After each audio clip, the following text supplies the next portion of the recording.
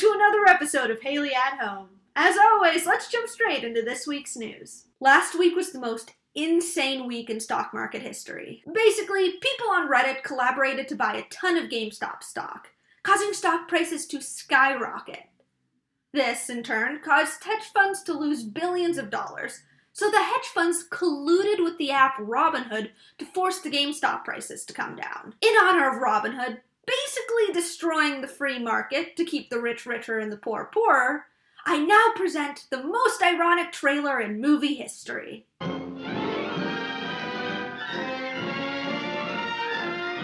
When one man alone dared challenge the might of his country's oppressors, Robin Hood, robbing the rich to feed the poor. Kraft is launching a pink mac and cheese for Valentine's Day.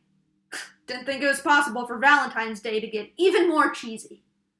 I would also like to say that the only thing wilder than pink mac and cheese is blue mac and cheese.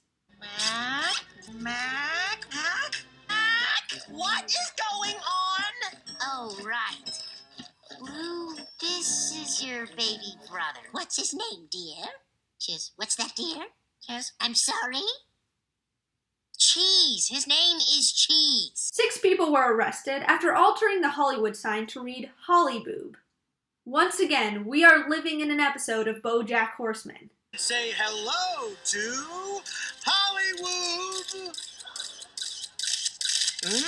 Nominations for the 78th Annual Golden Globe Awards were announced Wednesday.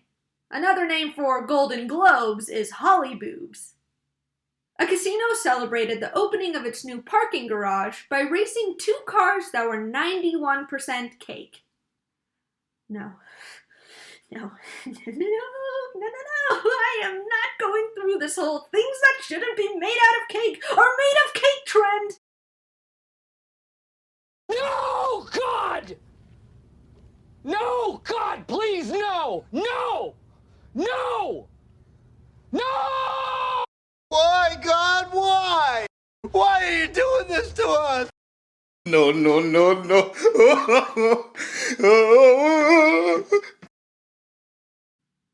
Not to be dramatic, but that trend was the worst thing to happen in 2020. Twitter was recently abuzz over the revelation that Sesame Street's Big Bird isn't yellow in other countries. For Dutch kids, the bird is blue. For Portuguese kids, the bird is orange. And for GOP senators, the bird is flipped. Lady Gaga has partnered with Oreo to create a line of cookies. It's fitting, because if I didn't have cookies to stress eat, I'd be spending this entire pandemic.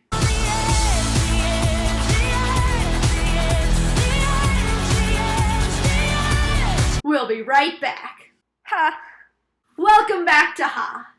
Do you remember what I first said when I created this show? Welcome to the first episode of Haley at Home. Well, turns out I lied, because the first episode was actually filmed a decade ago.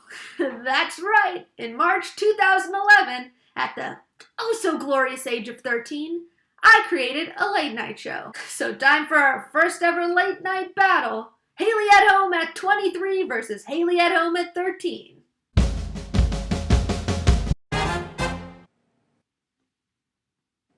Yes, it's your favorite time of day, ladies and gentlemen. Welcome to the entertainment news. And welcome to a very special episode of Haley at Home, where we cover everything there is in the world in the entertainment section.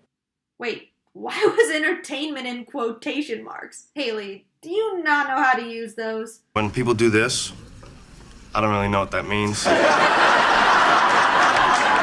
Let's look at today's first category, sports. Great first category, because today is the Super Bowl. I can think of one thing that's going to look a little different this year. You and the New England Patriots have just won the Super Bowl. What are you going to do next? We're going to Disney World!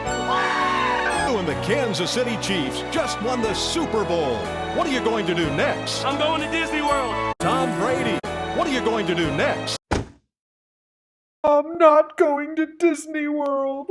Haley, there's a show called Degrassi that's meant for 13-year-olds like yourself that you will watch at 23. I have to know. What are your thoughts on this Degrassi scene? Maybe do some magic mushrooms. Drugs? Not now, Ron. really bad, Ron. Good answer. I'm sure you guys have all heard the song Friday by Rebecca Black. It is the newest YouTube sensation. This 13-year-old has gotten over 53 million views. Well, good to know one thing has stayed the same over the last decade. My disgust and amazement over the things that make teens go viral on the internet. Over 53 million views. That video has over 17 million views. Let's take a look at the deep and inspirational words that you could just tell were written from the soul. Yesterday was Thursday. Today is Friday. Tomorrow is Saturday, and Sunday comes afterwards. Joke's on you, Haley, because in a global pandemic, you will never know what day of the week it is. Seriously, your days will just consist of you repeating to yourself. Tomorrow is Saturday, and Sunday comes afterwards. Oh! Whoa!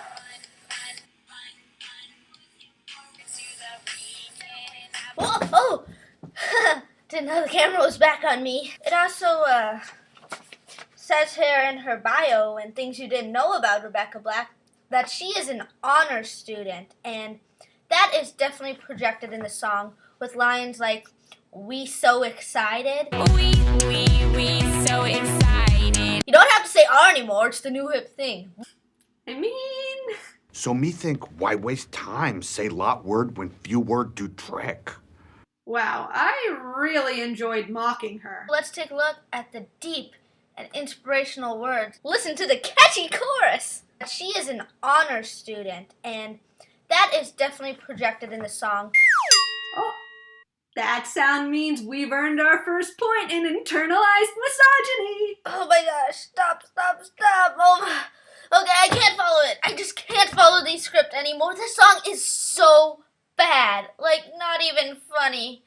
Bad, just bad. But people hate bad, which I don't get. Well, I know what should have been my senior yearbook quote.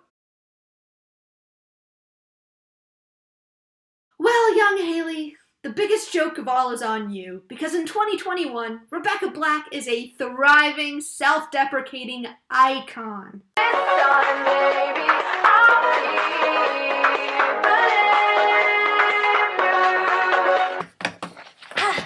Now for the TV genre, American Idol. If you were to tell me that in 10 years we'd be stuck in a deadly pandemic because of all the idiots who can't wear masks, I would have said... That sounds about right. If you told me that in 10 years American Idol would still be on the air, I would have been like... What? That scene with Ryan Seacrest was almost as fake as Dolly Parton's. Woohoo! Another point for internalized misogyny. Back to talking about the American Idol contestant who was eliminated. Casey didn't handle it too well. I mean, it looked like he'd won the competition or ate too much food for dinner. What? This is the face of a girl who knows she f***ed up the already confusing punchline. He'd won the competition or ate too much food for dinner. You're the best news reporter ever.